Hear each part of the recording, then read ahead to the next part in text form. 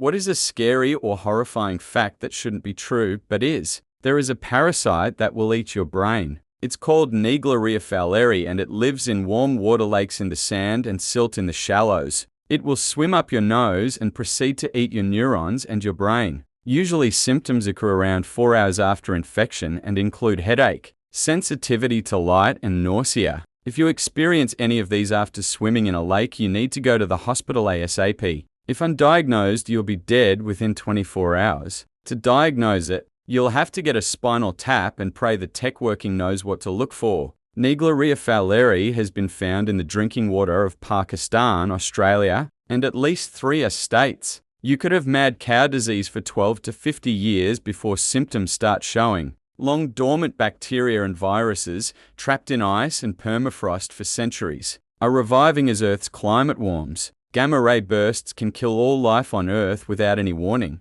Asteroids can mess Earth up. Some monks used to endure a spiritual practice whereby they eliminated all their body fat through diet and exercise, ate woodlaca tea to kill off internal bacteria, then sealed themselves in a tomb, holding a string attached to a bell. A year after the bell stopped ringing, the tomb was opened, and if the monk's body was found to be uncorrupted, they were revered as a saint. If not, they were reburied. The process took years, and as they continued, the monks required more and more help from their brothers until they entered the tomb. And the whole time you'd hear bells ringing from the nearby tombs as the monks inside slowly wound down the last days of their lives, voluntarily poisoned, starved, and buried alive for a chance at sainthood. What if the bell never stopped ringing and the other monks became terrified to reopen the tomb? This is the real question. I pray the tomb is shut forever. I pray the rock is never rolled away. I pray that which was buried remains buried. Insensate, in perpetual rest, with closed eye and stilled brain.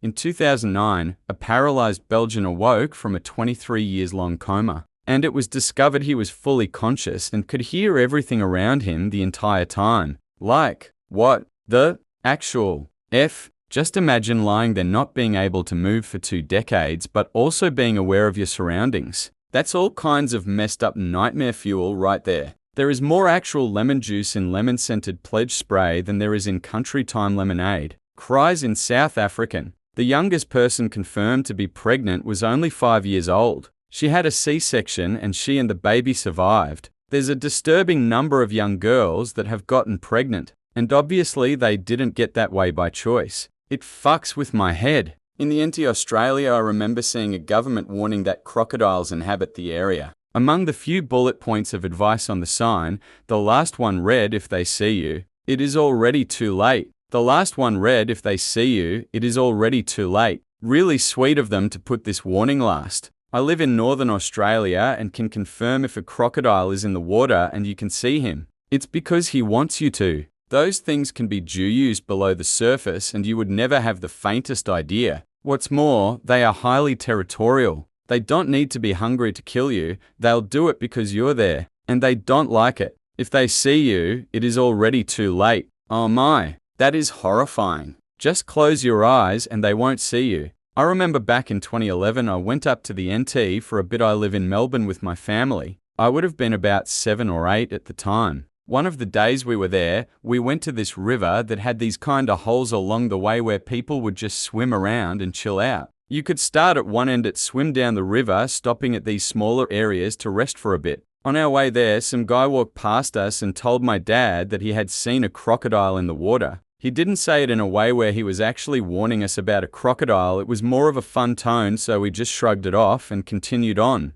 While we were there, my mum stayed with my sister, who was only 2 at the time, so it was only my brother, who is 2 years older than me, myself and my dad. At one point while we were swimming, I veered off a little bit, probably only about 5 or so meters, just casually swimming around. At one point I looked down and saw what looked an awful lot like a crocodile. I stayed still and stared at it for a bit, trying to figure out if it was actually a croc. It didn't move, so I just swam off back to my family. From that point onwards I was a slight bit scared, but I eventually convinced myself that it was just a log. The next day my dad went down in the morning to grab some things from the shop, as well as the newspaper. Right on the front page was a story of an elderly lady who had her ear bitten off by a crocodile in the same place we had just been swimming, only a few hours later. I still feel like that was a log below me, but I still wonder if I was that close to being attacked by a croc. I'm sorry, but why in the fuck would you go swimming where there is known to be crocodiles? 100 of crocodile attacks happen to people who are in close proximity to a crocodile. That's a fact I made up. But in all honesty, it's a very, very high dollar amount that would get me in any body of water with crocodiles. No amount to let my kids swim in there. Is this just a common thing in Australia? Where I live, crocodiles only pop up after not for a while. We had a tour of Normanton with an Indigenous man who lived in the NT all of his life. He said he wouldn't even go boating in the river unless it was a big boat. Why anyone would swim up there beggars belief. You know when the Indigenous won't even get in the water, that you have to be sheer stupid to do it. He couldn't understand why tourists rode kayaks in the river with their little dogs. He thought it was perfect croc bait. An unbelievable number of people who die of dehydration do so with a fair amount of fresh water in their possession. Yep, knew somebody that died this way due to horrible headaches caused by an undiagnosed brain tumor found during her autopsy that was so painful she threw up to the point of severe dehydration and died in her apartment right next to the sink. Snails have thousands of teeth,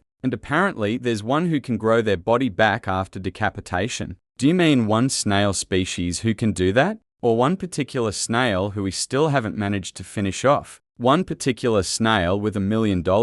When you get a sunburn, your cells are dying to avoid becoming cancerous. Over 150 dead bodies of climbers are still on Mount Everest. Tourism at Mount Everest in itself is just fucked up on so many levels. Into Thin Air is a great read on the topic. I read Into Thin Air on a happy beach vacation and it impacted my mood for the rest of the trip. Jeez, was that horrifying. I read Into Thin Air when I was pregnant and felt the same way. I was so fascinated by the whole thing that I read like 5 other books about mount climbing, including The Climb, which is Buchreif's take on that saga. The child I was gestating now needs to be at the highest point in every room he is in. I have made a terrible mistake. Isn't there a dead body that no one can identify that's simply Noah's green boots or something? I recall watching or reading something that said he's been up there since like 1997. Yup, although they've pretty much narrowed his identity down to one of 2 people. One of the experiments the Japanese did during WW2 at Unit 731 was cutting off limbs of living,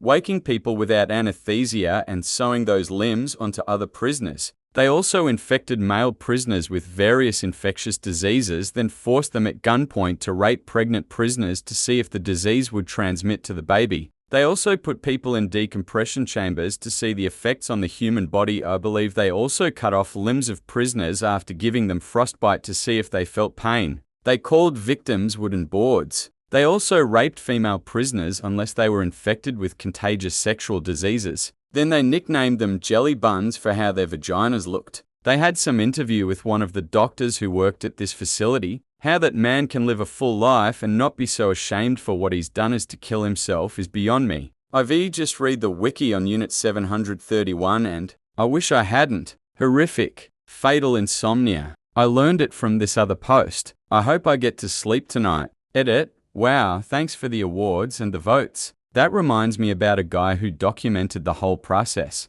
Every time he tried to go to sleep, he would jolt himself awake involuntarily and he would slowly go insane, making several videos mumbling crazy theories and stuff before eventually passing away. The idea of slowly going insane because of the lack of sleep is so fucking terrifying to me. There are more Panda Express locations in the world than actual panda bears. Pigs can dispose of a body with relative ease. Actually, pigs will eat everything except the teeth. Lobsters, on the other hand, will dispose of the whole body. In Canada, our most prolific murder was a man named Picton. He owned a pig farm and was known to feed them to the pig and also sell said pigs to the public. Also ran a nightclub out of the farm called Piggy's Palace. He confessed to 49 murders, but many think the true number was much higher. I knew those damn ocean roaches were up to no good. If a person gets bitten by an animal who has rabies, he will continue to live on a normal life for 12 weeks. And after the symptoms develop, there is no way he's making out alive. You'll know you're gonna die. There was a post detailing every single aspect of being infected with rabies. I'll see if I can find it, but it's absolutely horrifying. Here, I saved the comment. Rabies. It's exceptionally common, but people just don't run into the animals that carry it often. Skunks, especially, and bats. Let me paint you a picture. You go camping, and at midday you decide to take a nap in a nice little hammock. While sleeping, a tiny brown bat, in the rage stages of infection, is fidgeting in broad daylight, uncomfortable, and thirsty due to the hydrophobia, and you snort, startling him. He goes into attack mode. Except you're asleep, and he's a little brown bat, so weighs around 6 grams. You don't even feel him land on your bare knee. And he starts to bite. His teeth are tiny, hardly enough to even break the skin, but he does manage to give you the equivalent of a tiny scrape that goes completely unnoticed. Rabies does not travel in your blood. In fact, a blood test won't even tell you if you've got it. Antibody tests may be done, but are useless if you've ever been vaccinated. You wake up, none the wiser. If you notice anything at the bite site at all, you assume you just lightly scraped it on something. The bomb has been lit, and your nervous system is the wick. The rabies will multiply along your nervous system, doing virtually no damage, and completely undetectable. You literally have no symptoms. It may be 4 days, it may be a year, but the camping trip is most likely long forgotten. Then one day your back starts to ache, or maybe you get a slight headache. At this point, you're already dead. There is no cure. There's no treatment. It has a 100 kill rate. Absorb that. Not a single other virus on the planet has a 100 kill rate. Only rabies. And once you're symptomatic, it's over. You're dead. So what does that look like? Your headache turns into a fever and a general feeling of being unwell. You're fidgety, uncomfortable, and scared, as the virus that has taken its time getting into your brain finds a vast network of nerve endings. It begins to rapidly reproduce, starting at the base of your brain, where your pons is located. This is the part of the brain that controls communication between the rest of the brain and body, as well as sleep cycles. Next, you become anxious. You still think you have only a mild fever, but suddenly you find yourself becoming scared, even horrified, and it doesn't occur to you that you don't know why. This is because the rabies is chewing up your amygdala. As your cerebellum becomes hot with the virus, you begin to lose muscle coordination and balance. You think maybe it's a good idea to go to the doctor now, but assuming a doctor is smart enough to even run the tests necessary in the few days you have left on the planet, odds are they'll only be able to tell your loved ones what you died of later. You're twitchy, shaking, and scared. You have the normal fear of not knowing what's going on. But with the virus really fucking the amygdala, this is amplified 100-fold. It's around this time the hydrophobia starts. You're horribly thirsty, you just want water, but you can't drink. Every time you do, your throat clamps shut and you vomit. This has become a legitimate, active fear of water. You're thirsty, but looking at a glass of water begins to make you gag and shy back in fear. The contradiction is hard for your hot brain to see at this point. By now, the doctors will have to put you on IVs to keep you hydrated. But even that's futile. You were dead the second you had a headache. You begin hearing things, or not hearing at all as your thalamus goes. You taste sounds, you see smells. Everything starts feeling like the most horrifying acid trip anyone has ever been on. With your hippocampus long under attack, you're having trouble remembering things, especially family. You're alone, hallucinating, thirsty, confused, and absolutely undeniably terrified. Everything scares the literal shit out of you at this point. These strange people in lab coats, these strange people standing around your bed crying, who keep trying to get you to drink something and crying. And it's only been about a week since that little headache that you've completely forgotten. Time means nothing to you anymore. Funny enough, you now know how the bat felt when he bit you. Eventually, you slip into the dumb rabies phase. Your brain has started the process of shutting down. Too much of it has been turned to liquid virus. Your face droops. You drool. You're all but unaware of what's around you. A sudden noise or light might startle you, but for the most part, it's all you can do to just stare at the ground. You haven't really slept for about 72 hours. Then you die. Always, you die. And there's not one fucking thing anyone can do for you. Then there's the question of what to do with your corpse. I mean, sure, burying it is the right thing to do, but the fucking virus can survive in a corpse for years. You could kill every rabid animal on the planet today, and if 2 years from now, some moist, preserved, rotten hunk of used-to-be brain gets eaten by an animal, it starts all over. So, yeah, rabies scares the shit out of me. And it's fucking everywhere. I didn't write this comment. I got it from here. Originally written by Hot Dojan. Yep, sounds as horrifying as I remember. Longest reported case of rabies incubation was 25 years. And that's why you take rabies shots, if any wild animal bites you. Also, for the love of fuck, quit trying to pet or get close to wild animals. They are not your friends, no matter how cute they look. In Mississippi and some parts of Florida, there is a bacteria in the water at the coast that will literally eat your flesh off of you. Florida is much safer than Mississippi though, at least. In that aspect, there is a mosquito in Florida that, when it bites you, can make your brain swell inside your skull and can possibly kill you. There are at least 2 genocides taking place right now on this planet, and dozens have happened since World War II ended. Edit, correction. According to Genocide Watch, there are 18 genocides taking place right now. I had meant to type nearly 20 and instead wrote at least 2 on the bus when my brain was tired. Source: within 3 days of death, the enzymes from your digestive system begin to digest your body. Pack it up, boys. We're done here. The actual scientific cure for hiccups is anal massaging, and it works. That's not terrifying. That's useful information. Only terrifying for the other people on the bus. An orgasm also does the trick. They both stimulate the vagus nerve. Thanks for the upvotes and awards. Heard about this on Dr. Carl years ago. Every single year, there are thousands of people in the US alone who disappear. Most of them show up again, usually the next day, but sometimes a few days, a few weeks, or even a few months later. However, out of these thousands of people, there are roughly 150 people every single year who disappear and simply never appear again. Nobody knows what has happened to those people. They might be dead, they might not be. We simply don't know. People forget sometimes just how big the world is. There are still a lot of uninhabited spaces where someone can die and simply not be discovered. In 2010, I got an MRSA infection. Spent 6 weeks in and out of hospital ending in organ failure and sepsis, nearly died. 2 months later, I was back in again. 2 months after that, I was back again. On my 3rd admittance, they had run out of antibiotics to give me. The doctors researched for hours to find something they could try. Dug up an old antibiotic with terrible side effects and tried it. It didn't work. Luckily, one of the ones I had previously tried and had a bad reaction to during sepsis, so probably not the medication they tried again, and it worked. But being deathly ill while the doctors have no idea what to give you is a scary place to be. Dylan Klebold, one of the killers of the Columbine massacre, attended the school's prom 3 nights before the shooting. When he got home, he was talking to his mum and showed her the flask aged brought to prom,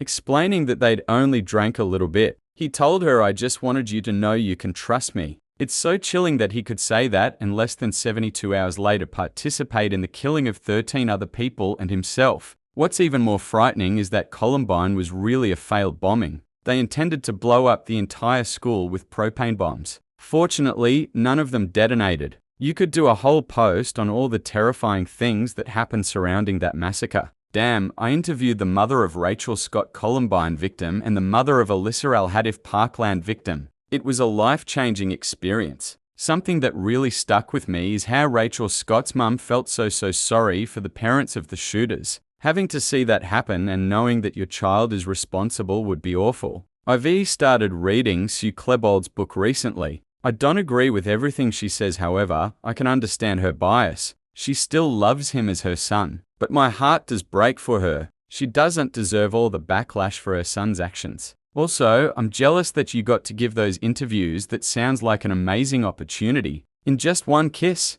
over 80 million bacteria are exchanged. The Amazon forest has a huge gap of virgin forest between Brazil and other countries, places kilometers away from the nearest cities. The Brazilian Institute for Native Indians FUNAI has got agents overlooking tribes, and they take flights over the forest and always end up spotting huts, fire pits and bow and arrow-armed men. There are plenty of unknown tribes hiding somewhere. That huge forest, people never contacted by civilization. The fun fact is even the Institute agents have no idea of number, types and tribes they're inside. Can't track down, account or detect their genealogy. Amazon forest is a complex and humid place. You can hide a family of elephants there inside and you won't see it from the sky. Khaled El-Masri is a German and Lebanese citizen who was mistakenly abducted by the Macedonian police in 2003 and handed over to the US Central Intelligence Agency (CIA). While in CIA custody, he was flown to Afghanistan, where he was held at a black site and routinely interrogated,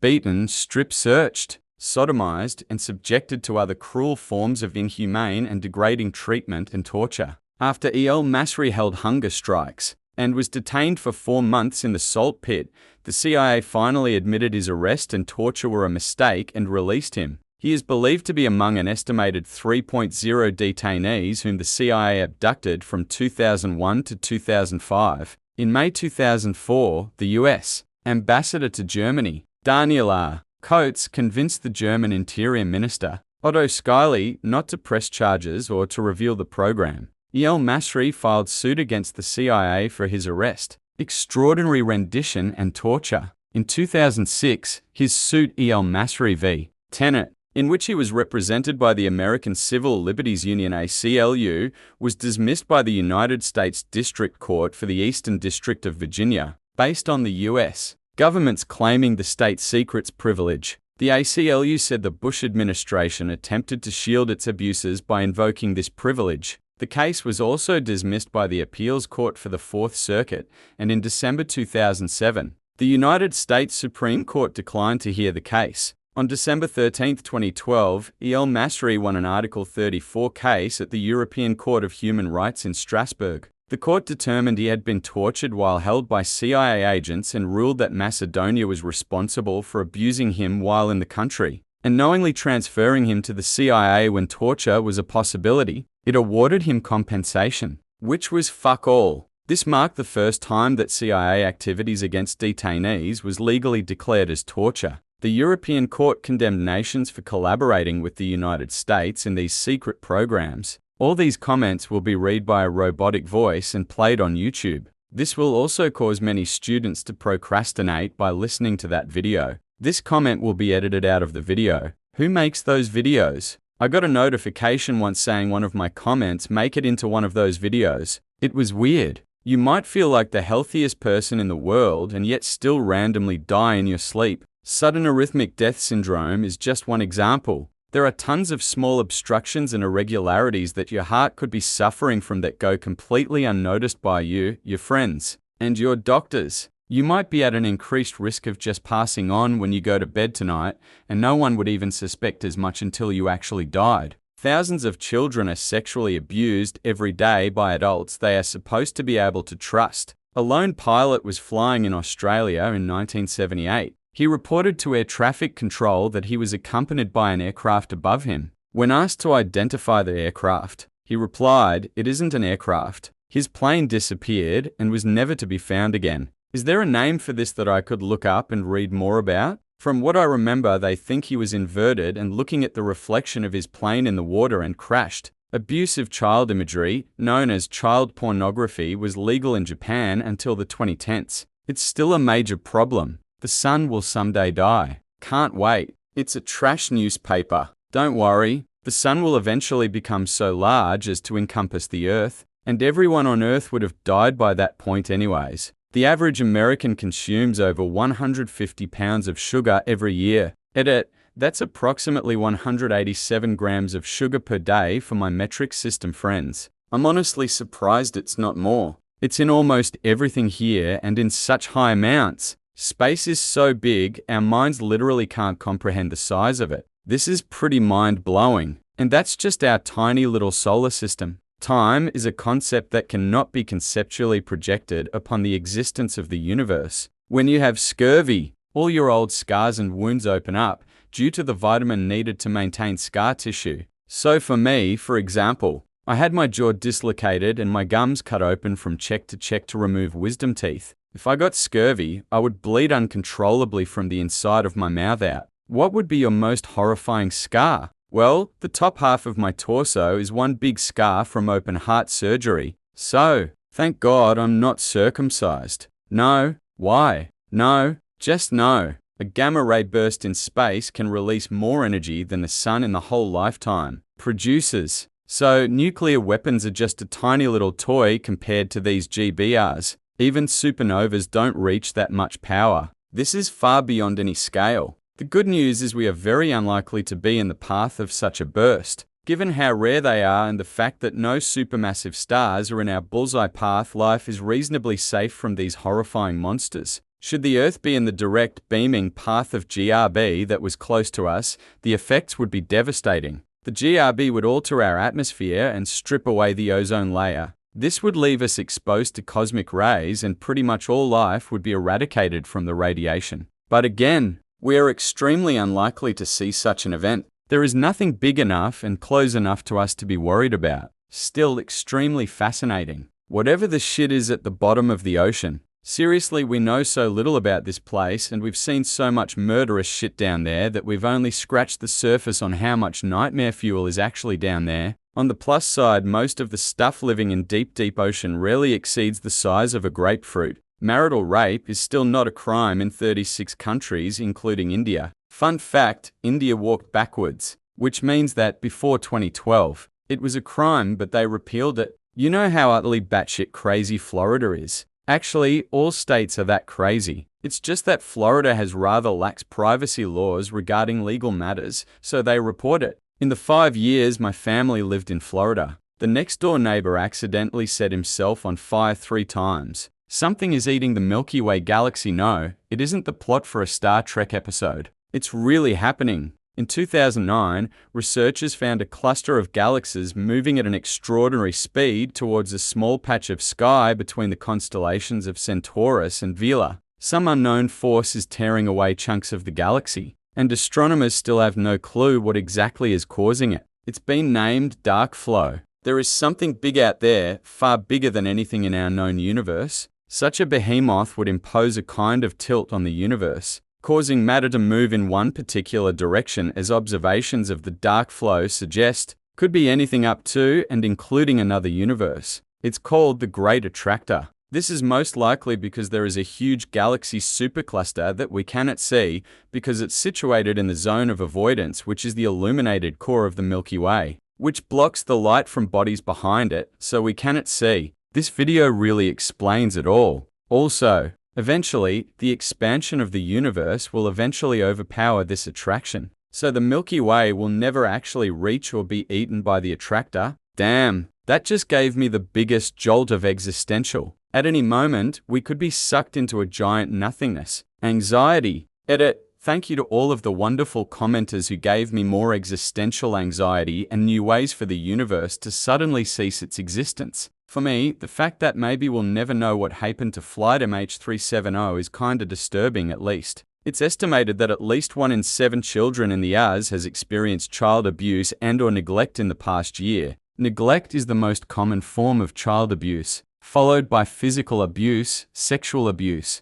and psychological abuse. Sexual abuse is more common than psychological? If so, how the absolute fuck? An estimated 1.5 billion disposable masks entered the oceans last year, and that's on top of a dramatic increase in other single-use plastics. I assume a lot of businesses had to turn to disposable stuff because it wasn't safe to reuse nor cost-effective to sterilize. Gloves alone would have been a huge uptick in plastic use. If you are a healthy 20-year-old, you have around 2,860 weeks before you die. Just 2,860 Sundays. The average person will be less successful than they think. About 153.0 people die on your birthday. Seals have been known to rape penguins. If you took all of the world's spiders and let them out in the Netherlands, they would consume the country's population in 3 days. 1 in 50 of us is walking around with a brain aneurysm. It just hasn't ruptured. The Colombian serial killer Pedro Alonso Lopez, who is known as the Monster of the Andes, raped and murdered over 300 girls from Ecuador, Peru, and Colombia. However, after he was caught and imprisoned for 18 years, he was put in a psychiatric hospital. There he was reviewed, declared to be sane, and was set free, in spite of his blatant avowal that he fully intends to kill again. Ever since his release in 1998, nobody knows where he is or what he's doing. Pedro is dead. That guy was a fucking piece of trash with bounties on his head from the father of one of the daughters he murdered. He once visited his poor mother and sold her only bed for cash. As someone from the Netherlands, that's not how I want to go out. There are more slaves today than there were during the transatlantic slave trade era. You could die at any moment without any notice, and there's absolutely nothing you can do about it. Edit, guys, I appreciate the upvotes, but some of y'all really need therapy. I wish you the best, but please go talk to someone. As a severe brain injury survivor,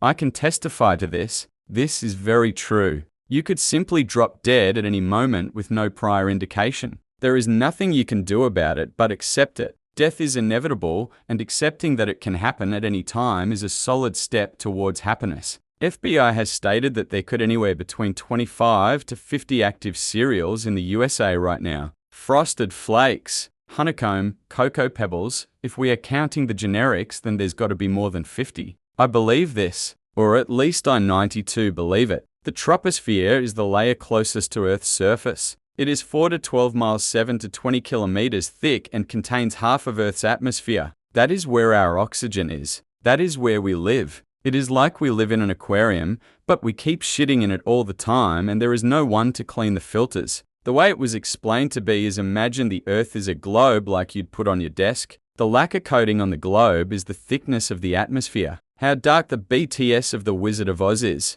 In Judy Garland's Dorothy own words, they had us working days and nights on end. They'd give us pep-up pills to keep us on our feet long after we were exhausted. Then they'd take us to the studio hospital and knock us cold with sleeping pills, Mickey sprawled out on one bed and me on another. Then after 4 hours, they'd wake us up and give us the pep-up pills again so we could work another 72 hours in a row. Half of the time we were hanging from the ceiling, but it became a way of life for us. The snow used in The Wizard of Oz was white asbestos. It was regularly sold for Christmas decor. I think it was basically meth they were giving her. Judy Garland's whole life story just makes me sad. You'll never think of Over the Rainbow the same way again after watching this performance. Even her version of Have Yourself a Merry Little Christmas makes me sad now. If you get murdered, you have a slim chance of the killer being found. That heavily depends on who killed you and where. Random stranger killed you in Washington, D.C. He'll likely get away with it. Friend or family member killed you in Idaho?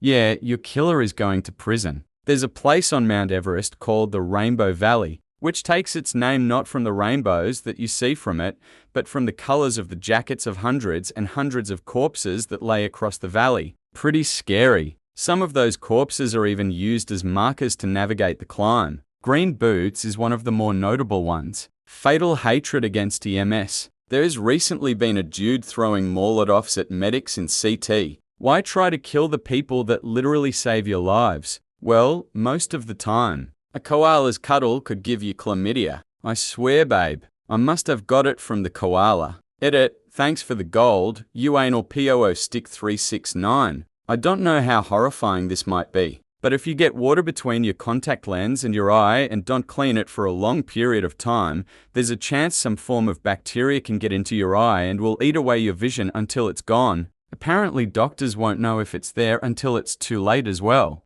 Always use solution, folks. Google fired 2 of their leaders in the iEthics team for publishing articles about the dangers of an eye Google supported. In December 2020, Mitchell and Jebru were working on a paper about the dangers of large language processing models when Megan Kokolia, vice president of Google Brain, asked that the article be retracted. Jebru pushed back, saying the company needed to be more open about why the research wasn't acceptable. Shortly afterwards, she was fired, though Google characterized her departure as a resignation. So they did leak important information, but I'd say it was an excuse, not the actual reason. No surprise to me. I has a lot of potential for abuse. One treatment of immunotherapy for my dad's liver cancer is listed on the manufacturer's site for $13.0. People starve to death every day while we produce more than enough food to feed them all. The government covered up a lot of crimes. The government committed a lot of crimes. You have a higher chance of dying to a swarm of bees than of winning the lottery. When threatened by a dog, a kangaroo will head into a body of water, wait for the dog to follow in after it, and then drown it. Being gay is illegal in 69 countries.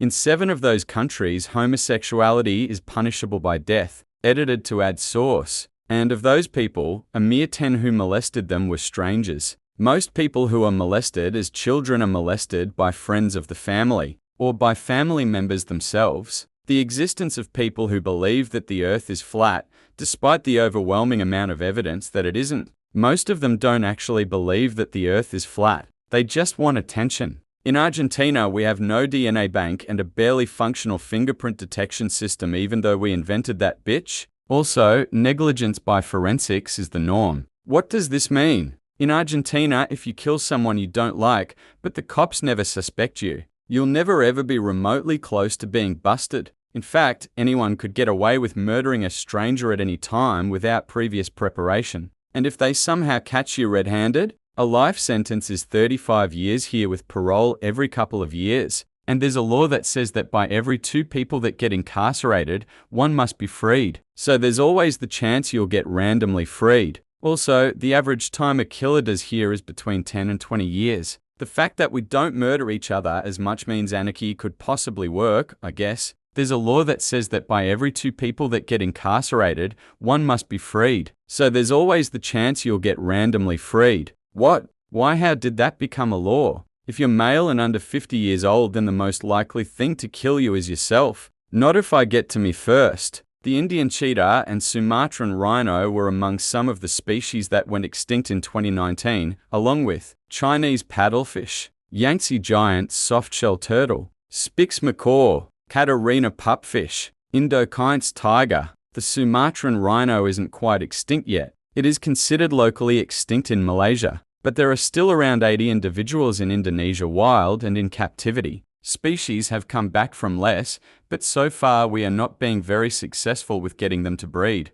Not a great outlook for the species, but there is some hope if you really want to be optimistic. I'm not sure this quite holds up in the finer details. A quick wiki search for the Indian cheetah didn't turn up anything specifically, but did return the Asiatic cheetah, which does survive in Iran. Specifically, the cheetah has been assumed to be extinct in India since 1947. There are reintroduction programs in progress, using currently existing populations in Iran or in Africa as a source. The Sumatran rhino is in a really bad spot, but there are very small wild populations remaining. There are also captive breeding programs in operation. The paddlefish has had all of 2 confirmed sightings since 2000. Specifically, in 2002 and 2003, it seems pretty safe to assume that the Chinese paddlefish is extinct. The Yangtze giant softshell turtle is in a rough situation. There are captive breeding programs. There have occasionally been rediscovered individuals in the wild. The Spix macaw is extinct in the wild, but there are captive populations with a reintroduction program expected to release birds into the wild by 2021. The Catarina pupfish is extinct, but appears to have gone extinct in 2014. The Indokine's tiger has been photographed in Thailand in spring 2020. Anti-poaching patrols have been increased since 2006 to help support whatever populatins may exist. This isn't to necessarily downplay the concern though. We should be concerned about the extinction of unique species. However, it's also important to try to get as much accurate information as possible.